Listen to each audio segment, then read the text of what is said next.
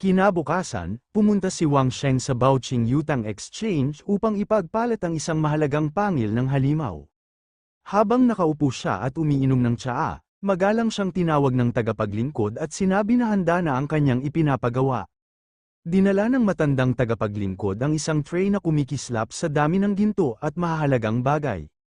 Natuwa ang ating bida dahil napakabilis gumawa ng transaksyon ang Baoqing Yutang at ang pangil na dala niya ay sapat na kapalit ng maraming mahalagang gamot, halamang medisina, at iba pang kailangan niya. Pagkatapos nito ay palihim na lumapit ang matandang tagapaglingkod at may ibinulong kay Wang Sheng. Ibinigay niya ang address na matagal nang hinahanap ng ating bida. Nang makuha ang impormasyong kailangan niya, agad na umalis si Wang Sheng. Sa kanyang isip, naging maayos ang kanilang pagtutulungan at handa na siyang kumilos sa susunod niyang plano. Habang palabas na si Wang Sheng matapos ang kanyang pakikipagtransaksyon, bigla siyang tinawag ni Linger. Lumapit ito at magalang siyang binati. Sinabi naman ni Linger na narinig ng kanilang young master na dumating si Wang Sheng sa Wuyu City. Dahil dito, nais siyang anyayahan ng kanilang young master upang makipagkita at mag-usap ng maayos. Hindi nagpakita ng pag-aalinlangan si Wang Sheng at agad niyang tinanggap ang imbitasyon.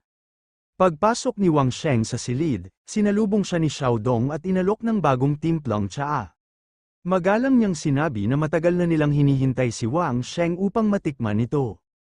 Napansin ni Wang Sheng na tila matagal na siyang minamasdan ni Xiao Dong, na para bang inaabangan talaga ang kanyang pagdating. Samantala, si Linger ay tila hindi natutuwa at tinawag pang duwag ang ating bida, sinasabing wala naman itong dapat ikatakot. Ngunit agad siyang pinigilan ni Xiao Dong at ipinaliwanag na nasa Wuyu City sila, kaya mas mabuting maging maingat.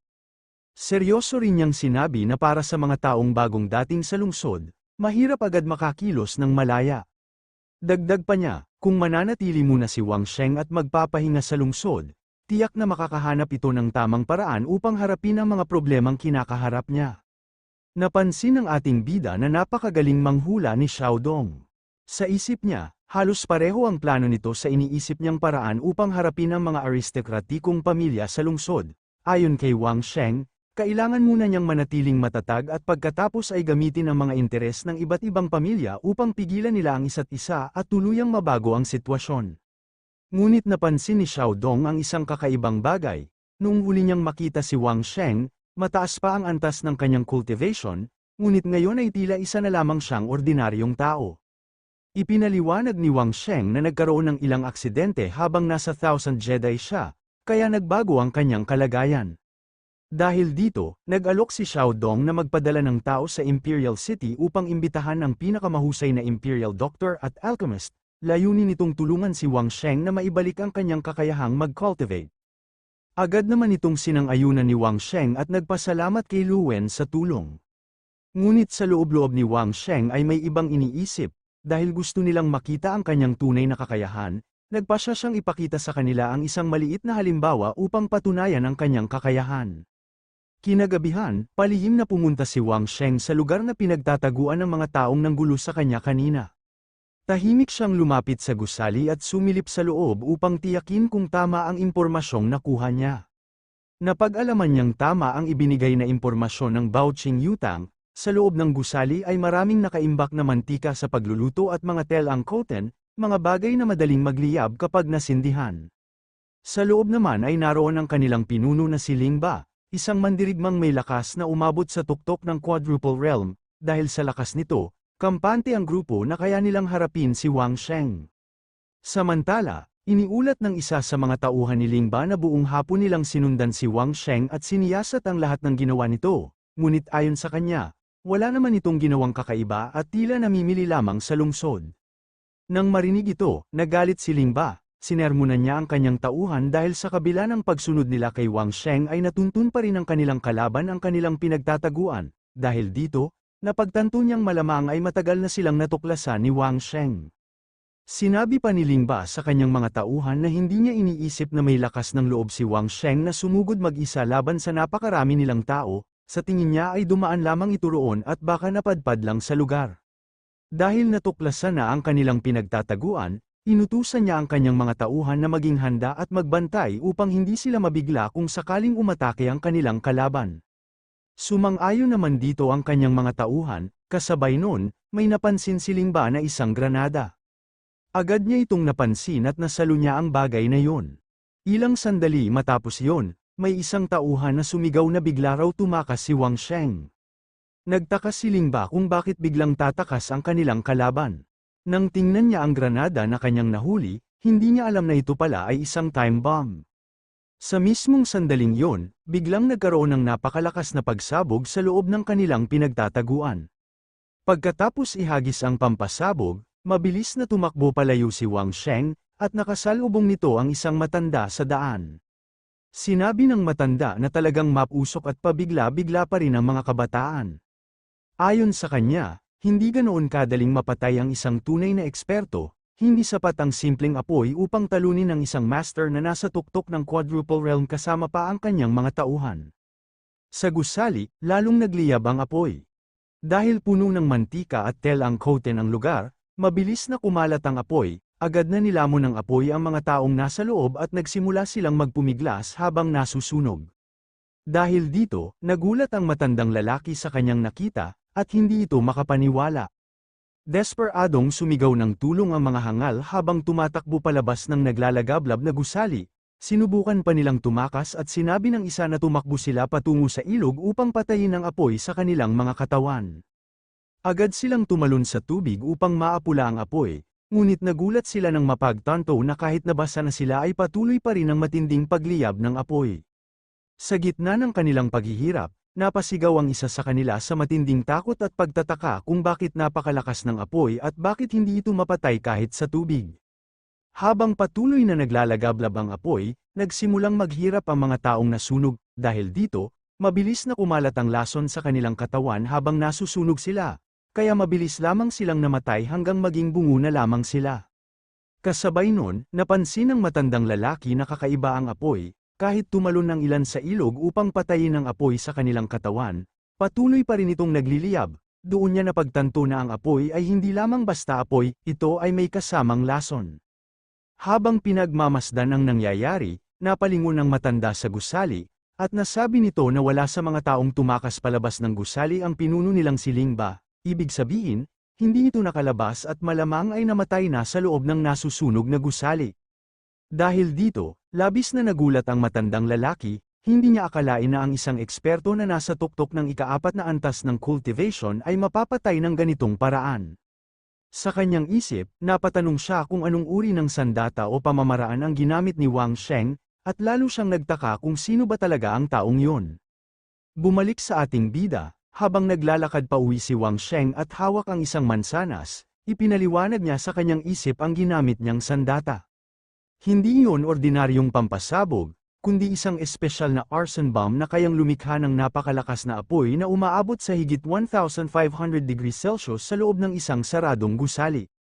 Dahil dito, halos walang sino mang malapit sa pagsabog ang makakaligtas, ang matitira na lamang ay abo. Habang iniisip ito, kumagat siya sa hawak niyang mansanas at sinabi sa sarili na sa ganitong uri ng init, ang katawan ng tao ay maaaring sumangga o tuluyang magsingaw. Maya-maya ay nakarating siya sa Wang House, ngunit nang lapitan niya ang pintuan, napansin niyang may tao pa sa loob.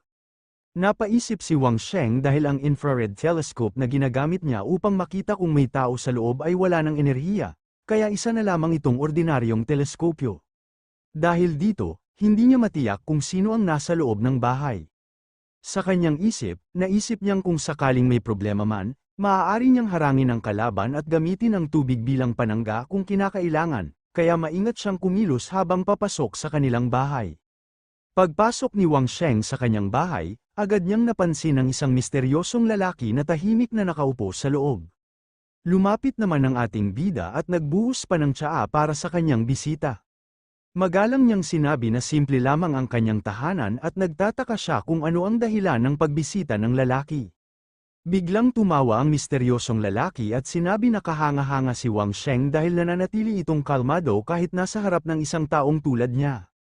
Napansin ni Wang Sheng na kakaiba ang tindig at presensya ng lalaki, malalim at matalas ang boses nito, at ang kilos ay nagpapakita na isa itong makapangyarihang tao. Sa isip ni Wang Sheng, posibleng isang mahalagang tao mula sa maharlikang pamilya ang kanyang kaharap. Habang nag-uusap sila, napansin ng lalaki na tila may ideya si Wang Sheng tungkol sa kanyang pagkakakilanlan. Ngunit ipinaliwanag ng ating bida na hindi niya alam ang eksaktong identity nito, bagkus ay nahulaan lamang niya na isa itong taong may mataas na katayuan, malamang ay konektado sa maharlikang pamilya. Sinabi ng misteryosong lalaki na hindi mahalaga ang kanyang pangalan, ang mahalaga ay ang mensaheng dala niya. Ipinaalam niya kay Wang Sheng na noong mga panahong hinahabol siya ng maraming puwersa hanggang sa Thousand Jedi, ang maharlikang pamilya lamang ang hindi sumali sa pang-uusig laban sa kanya. Pagkarinig nito, bahagyang ngumiti si Wang Sheng at nagbiro pa. Sinabi niya na mukhang dumating ang isang veterano ng hukbong maharlika upang anyayahan siyang tumulong o mag-ambag sa kanilang panig. Pagkatapos nito, ipinaliwanag ng misteryosong lalaki ang tunay na dahilan ng kanyang pagpunta. Dumalaw lamang siya upang iparating na malinaw ang panig ng maharlikang pamilya, hindi nila ituturing na kaaway si Wang Sheng, ngunit may isang bagay lamang silang hinihiling, sana ay hindi kailanman gamitin ni Wang Sheng ang kakilakilabot na sandatang ginamit niya sa loob ng palasyo balang araw. Pagkatapos nun, agad nang umalis ang misteryosong lalaki. Bago siya tuluyang mawala, sinabi niyang matalino si Wang Sheng kaya hindi siya basta-basta mag-iiwan ng regalo, dahil kung may ibang makakita nito, maaari itong ituring na ebidensya ng isang lihim na sabuatan upang pasukin ang palasyo, ngunit kung ayaw ni Wang Sheng, maaari naman niya itong sunugin. Matapos sabihin yon, mabilis na naglaho ang misteryosong lalaki, na para bang hangin lamang. Nang tuluyan na siyang mawala, napabuntong hininga si Wang Sheng. Sa kanyang isip, napagtanto niyang napakalakas ng misteryosong lalaki, kahit halos walang galaw at kakaunting aura lamang ang ipinakita nito habang nagsasalita, ramdam ni Wang Sheng na napakapanganib nito, marahil ay higit pa sa 10 beses na mas malakas kaysa sa isang 6th-level lone wolf. Gayunpaman, sinabi ni Wang Sheng sa sarili na wala naman siyang masamang balak laban sa kanila, ngunit dahil sa lakas ng presensya ng matanda, hirap siyang kumilos at tila nabasa pa ang kanyang likod sa malamig na pawis. Pagkatapos nito, naalala niya ang sinabi ng misteryosong lalaki sa regalo na iniwan sa pintuan, dahil dito, agad siyang lumabas upang tingnan kung ano ang iniwan. Ngunit nang makita niya kung ano ang nasa labas, agad siyang nabigla. Sa lupa ay nakahandusay ang ilang bangkay, na wala ng mga ulo. Dahil dito, nagulat ang ating bida dahil anong araw klaseng regalo ang binigay nito. Napahawak sa ulo si Wang Sheng habang iniisip ang nangyari. Napagtanto niya na talagang mahusay at maparaan ang maharlikang pamilya. Ang mga ulong iniwan sa kanyang pintuan ay hindi lamang simpleng regalo, malamang na ang mga taong yun ay may malaking impluwensya sa Thousand Jedi at posibleng may kinalaman sa mga problemang kinakaharap niya. Napagtanto din niya na malaking tulong ito sa kanya dahil nabawasan ang mga taong maaaring humadlang sa kanyang mga plano. Gayunpaman, bahagya rin siyang nagreklamo dahil sa gitna pa ng gabi ginawa ang lahat ng ito. Para sa kanya, nakakagulat at nakakatakot ang ganitong klaseng paraan ng pagbibigay ng tulong. Sa huli, nagpasya siyang huwag nang masyadong isipin yun, malaking pabor pa rin ang ginawa ng maharlikang pamilya para sa kanya, dahil dito, pakiramdam niya ay mas matatag na ang kanyang posisyon sa Wuyu City. Pagkatapos ng lahat ng nangyari, nagpasya si Wang Sheng na magpahinga muna at matulog. Ngunit habang tahimik ang gabi sa buong lungsod, alam niyang sa susunod na araw ay panibagong kaguluhan na naman ang kanyang haharapin. Kinaumagahan, dumating si Wang Sheng sa Killer Hall upang ayusin ang problema na nangyari matapos masunog ang He Warehouse noong nakaraang araw. Kahit hindi niya kasalanan ang nangyari, nais pa rin niyang tulungan ang mga inosenteng tao na naapektuhan ng sunog. Sinabi niya sa babae sa Killer Hall na handa siyang bayaran ng doble ang halaga ng mga nasirang ari-arian ng mga biktima. Pinakiusapan niya itong bilangin ang kabuuang halaga, ipaalam sa lahat, at ipamahagi ang pera sa mga taong nawalan ng ari-arian. Agad namang pumayag ang babae at sinabing aasikasuhin niya ito kaagad. Habang hinihintay ang listahan, naisip ni Wang Sheng na kung may ilang maliliit na mamamatay tao na hindi iniintindi ang alitan ng malalaking pamilya, maaaring mapahamak lamang sila. Sa ganitong mga laban ng malalakas na pamilya, kadalasang ang maliliit ang unang nasa sakripisyo. Pagkaraan ng ilang sandali, ibinigay ng babae ang talaan ng kabuuang halaga ng mga nasirang gamit. Sinabi rin ito na tinulungan na nila si Wang Sheng na maayos ang mga papeles sa customs upang walang sino man ang makagamit nito para i-blackmail siya. Pagkatapos nito, kinuha ng ating bida ang kanyang pera sa kanyang storage ring, at inilapag niya ang 2 bag ng pera bilang kabayaran. Sinabi niyang mukhang kulang pa ang halagang yun para matugunan ang lahat ng bayarin. Habang iniisip ni Wang Sheng ang kakulangan sa perang pambayad, napagtanto niya na kahit ibenta niya ang kanyang maliit na bakura na nagkakahalaga ng 3,000 gintong barya, kulang pa rin yun para mabayaran ang lahat ng nasunog na bahay. Bukod pa rito, nangako pa siyang magbibigay ng dobleng kabayaran sa mga naapektuhan kaya lalo pang lumaki ang halaga na kailangan niya. Dahil dito, naglabas si Wang Sheng ng 2 mahahabang pangil na nakuha niya mula sa Lone Wolf at inilapag niya ito sa mesa. Nais niyang ipasuri ang mga ito upang malaman kung sapat ba ang halaga nito para makadagdag sa kanyang pambayad. Habang ginagawa niya yun, biglang may sumigaw na nais makita kung ano ang ipapa-appraise niya. Dahil dito, nagulat ang ating bida sa pagsigaw nito. Hindi nagtagal, dumating ang isang lalaki na kilala bilang taga-suri ng Wuyu City. Ayon sa babae sa Killer Hall, ang taong iyon ay walang iba kundi ang mismong City Lord ng Wuyu City. Ipinaliwanag din niya na ang City Lord lamang ang may kakayahang humusga sa tunay na kalidad ng mga bagay, kahit sinong tao sa lungsod ay hindi mangangahas na bastyusin o suwayin ng City Lord dahil sa kanyang kapangyarihan at awtoridad. Naalala ng City Lord ang balita na kumakalat noong nakaraang araw, ayon sa mga tsismis, tila hindi raw nasiyahan ng City Lord kay Wang Sheng at balak pa siyang turuan ng leksyon upang ipakita kung sino talaga ang may kapangyarihan sa Wuyu City. Dahil dito, naisip ng City Lord na magandang pagkakataon nito upang ipakita ang kanyang awtoridad sa harap ng maraming tao. Pinasuri naman ng ating bida ang mga pangil sa City Lord. Kinuha naman ng City Lord ang isang pangil at sinuri ito. Sa una ay iniisip niyang maliit na bagay lamang ito at hindi sapat ang halaga. Ngunit habang mas maingat niya itong tinitingnan, bigla siyang nabigla. Napagtanto niya na ang hawak niyang pangil ay hindi pangkaraniwang bagay. Ito pala ay pangil ng isang 6-star Night Star Wolf, isang napakalakas at napakabihirang halimaw. Dahil dito, alam niyang napakalaki ng halaga ng mga pangil na iyon. Sa katunayan, tinatayang aabot sa 40,000 gintong barya ang halaga nito, higit na sapat upang bayaran ang lahat ng pinsalang nangyari.